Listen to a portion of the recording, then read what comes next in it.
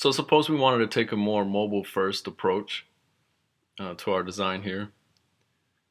And what I mean by that is we want to target smaller devices initially. As we have our code set up now, the column for the site title is spanning 4, and the column for the site nav here, this list, is spanning 8. And because it's mobile first, and I want this to actually be 12, I can come in here. I can do like that. I could also do that. That's a little cleaner. Let me save it. And I'll come here and refresh. And now we have it spanning 12 columns. It's going to remain that way as you build up. And so what I want to do is on medium-sized screens, I want to make it a 4-column span and an 8-column for the nav. Now to do that, we'll need to make use of another mixin called respond to,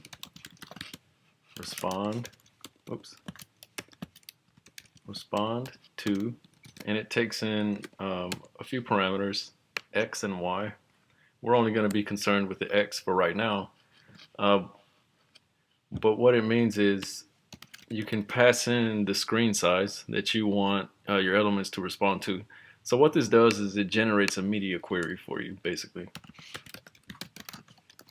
Generate a media query. And please check out the docs on Blueplate for a more clear explanation of it. But basically, this is how you use it. My site title on larger screens, I want to, I believe I said 4 columns. And my site menu,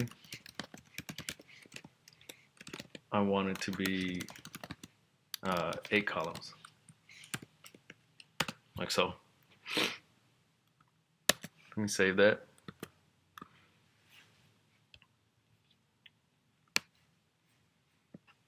On small devices, they're 12, and as we bring it larger, you can see 4 columns and 8 columns. So that's just a really quick example of how to use SCSS with Blueplate.